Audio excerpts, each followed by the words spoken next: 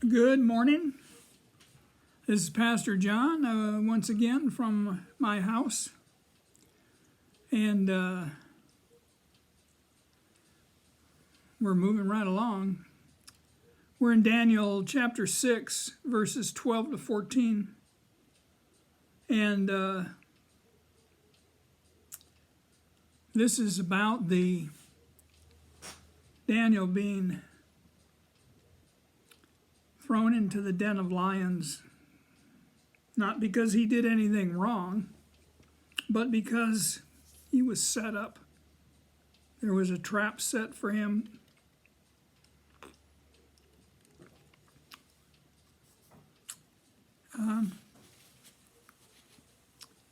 A lot of jealousy going on.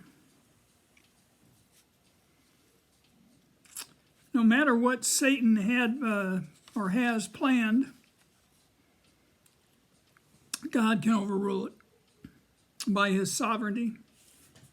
He doesn't always do it in the same way. Sometimes he gives us the wherewithal to, certainly we always have the wherewithal to resist. But like I say, different people, different situations, he works it out in a different way.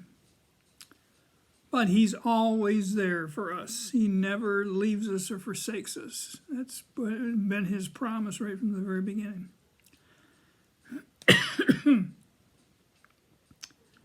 You don't have to fear, you don't have to lose sleep over it, because God is in control.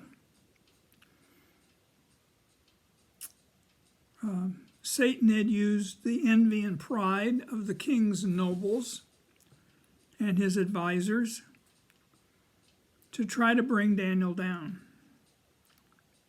And even though they used the law of the land to try and accomplish it,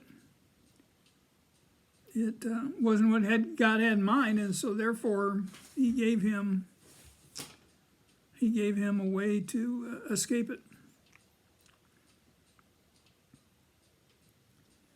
We've got, again, I can't overemphasize this, we've got so much to learn from Daniel about what it means to be a true God believer and God fearer.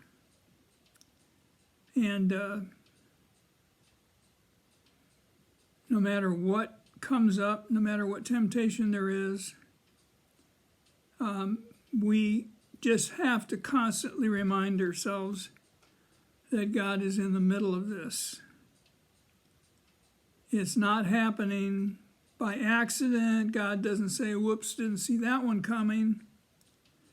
Not at all. It's just that we don't like to be uncomfortable. And so when things are happening that we don't like, a little pain, believe me, not pain and suffering, not even close to being the kind of suffering that goes on by a lot of Christians throughout the world. We're in the United States, we're kind of babies. The king's eyes, and this is, by the way, this is when we say king, we don't have a king in our country, so it's sometimes a little hard to relate to this. This is King Darius, and he is from the Medo-Persian Empire. He's a Mede, and they've taken over Babylon. They've defeated Nebuchadnezzar, and he's heard about Daniel, and he's had some first-hand experience with him. And he really respects the guy because, after all, this is also very important. If we lead a true Christian life, and by that I mean one where God is in the center of our lives, and we don't compromise on what we believe in, we don't, just to make things be less painful for us, we say right is right and wrong is wrong. It's very black and white. It never changes. Over the centuries, it's never changed. And if we stick with it and trust that God will see us through, then he will see us through. But the king, who's a pagan, who believes in many gods, his eyes were blinded to the evil that was behind what the advisors to the king had concocted up to entrap Daniel. Concocted. After all, Daniel's name was never mentioned in the beginning. It wasn't, oh, king, we want you to come up with an edict because we're after Daniel. No. They knew that the king really, really liked Daniel and admired him, and he wouldn't fall for that. So they had to do it kind of generically. We think that it's important that you put together this edict that would say within 30 days, no one is to worship God or man except for you, O king. And if they are caught doing this, that they will be thrown into the lion's den. And not a fun place. The king cared for, he respected Daniel. He trusted him implicitly. So when the instigators, which is these administrators, governors, came to the king, they accused Daniel of breaking the edict. And of course, the king was greatly, the Bible says he was greatly distressed. And he was determined to rescue Daniel. And he made every effort to come up with a solution before sundown, before the end of the day. That's in verse 14. He knew that if anybody deserved to be saved, it was Daniel. And so you can see him laying there thinking, what can I do? I can't change the edict because under the law of the Medes and the Persians, once you set down something and put your name on it, basically, you can't take it back. Once it's done, it's done. So in other words, you have to be very careful about what you're attaching your name and title to. So he was distressed, and he knew that they were going to pester him until he did something. They told the king that Daniel didn't pay any attention to him, the king, or his decrees. And in the past, when Daniel and his friends were accused of disobeying Nebuchadnezzar, who was the king of Babylon, remember? The king was outraged. A little different than the way Darius is looking at things. Even though Daniel had already proven himself to Nebuchadnezzar, he still was outraged that he would defy me. The king of the kings, the sovereign lord of this huge Babylonian empire. King Darius, who had become king at the age of 62, may have been manipulated by the nobles and the administrators of his kingdom. I'm sure that night he wrestled with how he could save Daniel. The instigators came in mass to pressure the king. So it's one thing to say, okay, you made this edict.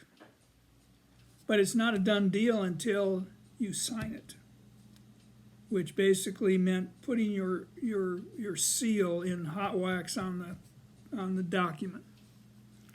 Or if this was a clay tablet, to make the mark with your signet ring. So in other words, you didn't do this by accident. That's verse 15 and 16. He didn't have any choice but to follow through, and he knew it. It really bothered him, but there was nothing he could do. He had to follow through. Now listen to the words that he spoke to Daniel. The king says, "May your God, whom you serve continually." So he was observant. He knew what was going on. "Rescue you." In other words, I can't rescue you, but maybe your God can rescue you. I'm bound by my own laws, but God is above those laws, and he can deal with it. So, with that being said, Daniel was lowered into the lion's den, and stone was put in the opening, and there were seals that were stamped by the king so that somebody couldn't not break the seal, but roll the stone away and pull him out before anything harmful happened to him, which is ridiculous. Got a bunch of hungry lions down there, and you drop somebody in there, he's going to be toast immediately. That was verse 17. Now there was a long night's wait, without sleep, I'm sure. The king neither ate nor was entertained, anything to kind of like sometimes we put the TV on and take our mind off of whatever it is that's bothering us. He didn't have that. He just laid there and thought about it. As soon as the sun was up, as soon as possible, and that was the beginning. Sundown was the end of a day. Sun up is the beginning of a day. You can see him.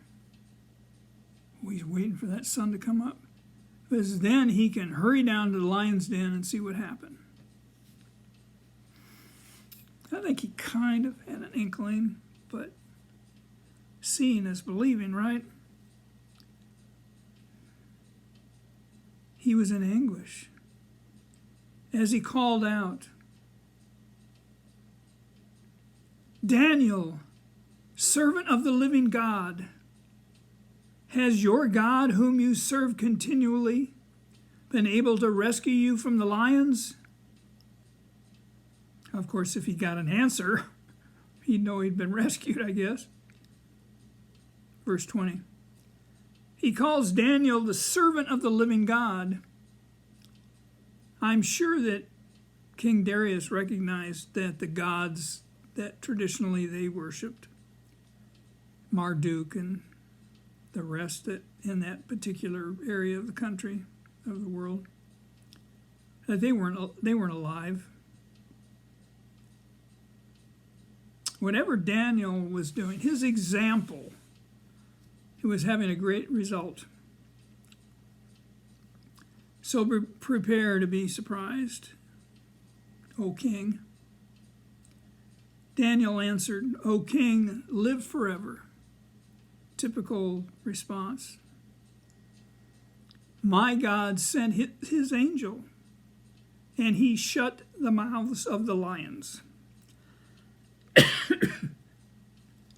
They have not hurt me because I was found innocent in his sight. Nor have I ever done any wrong before you, O king." Verses 21-22.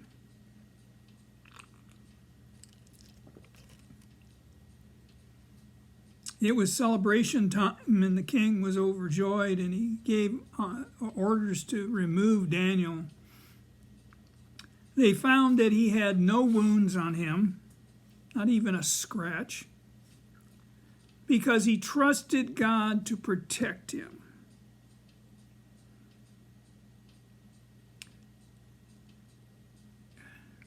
And the men who plotted against Daniel were brought in and thrown into the lion's den, along with their wives and children.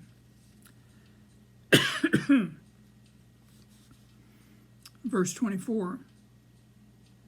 It was a tradition that when someone got capital punishment, their whole immediate family went down with them. Now, I'm sure there's some rhyme or reason behind that, which I don't understand, of course. I know that when a king survived was the survivor, his father, the king, dies, and then he is going to take over the throne. Traditionally, what happened, and this is in Israel, this is everywhere, they would make sure that they killed any contenders to the throne, any people who thought they got a raw deal because they didn't become king and this other fellow became king. And so generally speaking, they had those other people executed. Well, no contenders. Nobody's saying they should be king. There's no real trusting in God there. God not only saved Daniel so that he might continue to impact future kings, but spiritually impacted Darius the Mede.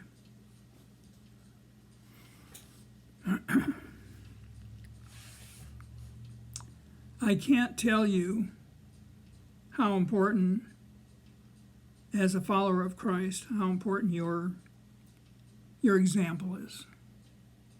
My example is. Now, we're not perfect, and quite often, as we all know, we'll say or do something that we wish we could take back because it was not. I remember once, by the way, I was working for a gentleman who was a Christian, a self-proclaimed Christian. And he had a young fellow working for him, and when he got so verbally abused by basically his boss,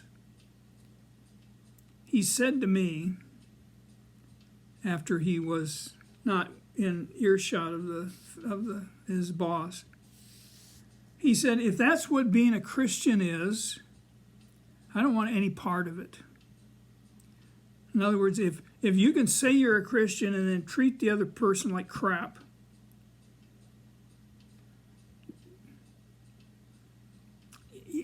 even I, as a non-Christian, would not do that. But here he is proclaiming that he's a Christian, and yet he lets his temper blow, and he says and does all kinds of things. I've always remembered that. There's also an old expression,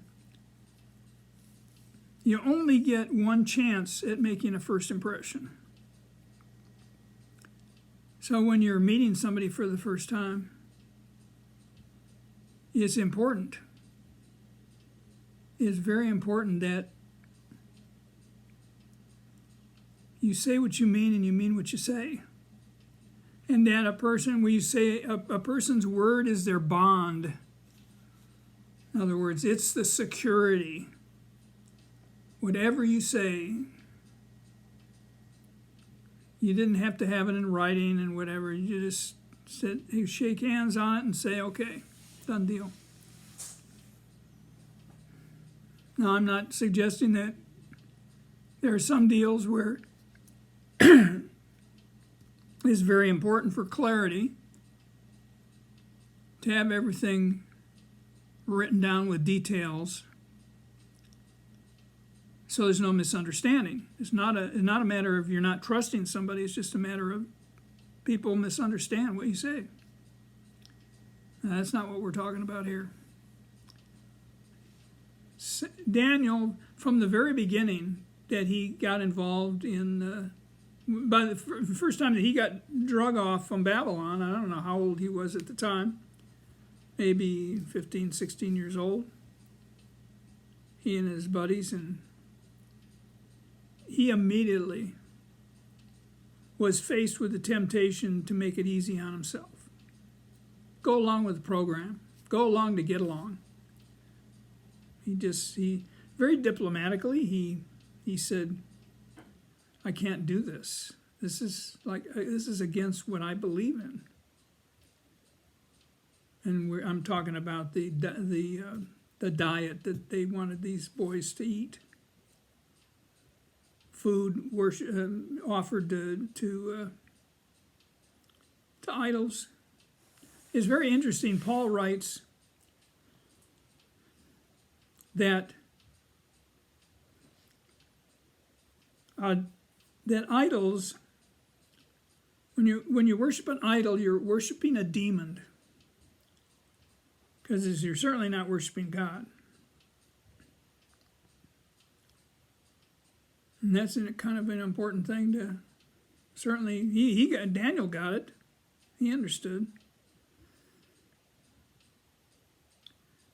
So now he's gotten, he's made an impact on King Darius. He understands.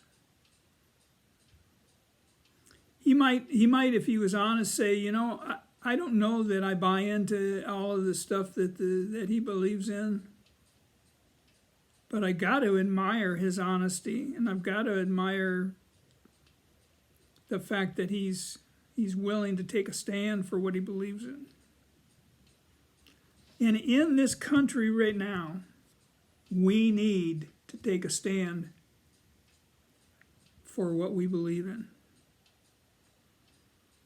We have to do it, or otherwise we'll compromise our way right into something that doesn't even resemble the country that we were brought up in when we were kids.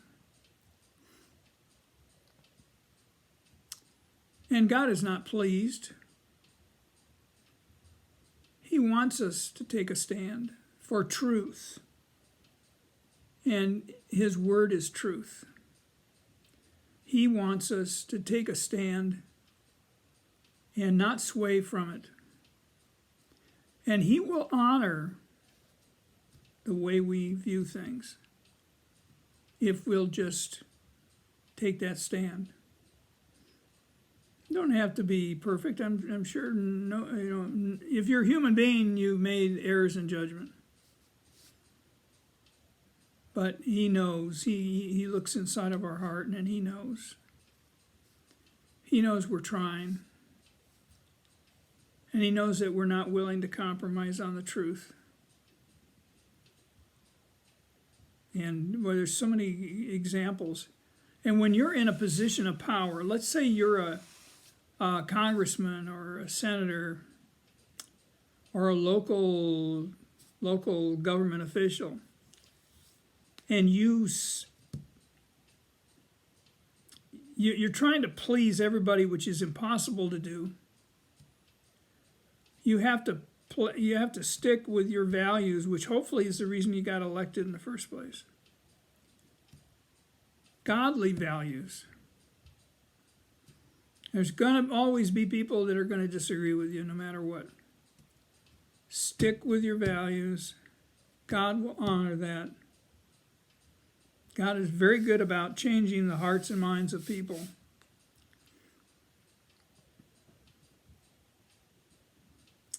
So it's a kind of a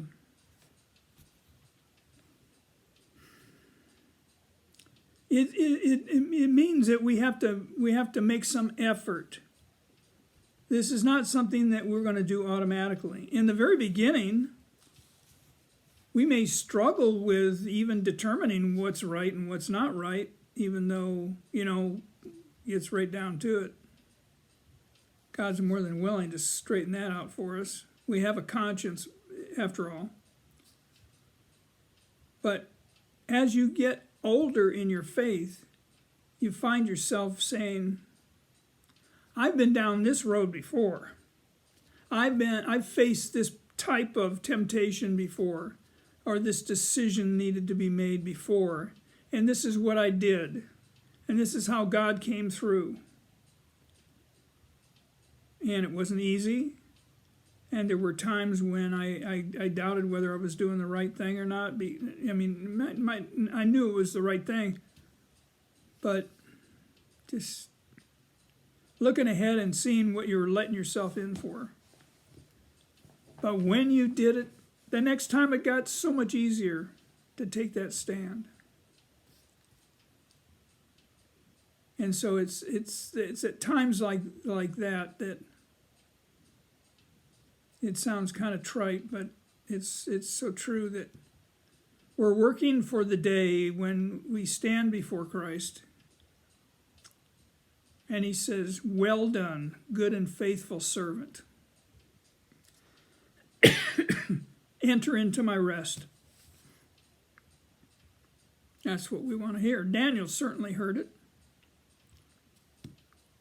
And I think, honestly, people have mentioned this, prognosticating, I guess, that one day during the millennial kingdom, during the 1,000-year reign of Christ on earth, that Daniel will be there as like a governor, because he's proven himself to be worthy of being trusted. And we want to be in that same position. We want to be counted worthy. So I hope that this gave you lots of spiritual food to think about, and you'll chew on it the rest of the day. And if I've caused you to think about that kind of thing, then I'm doing what I think God wants me to do.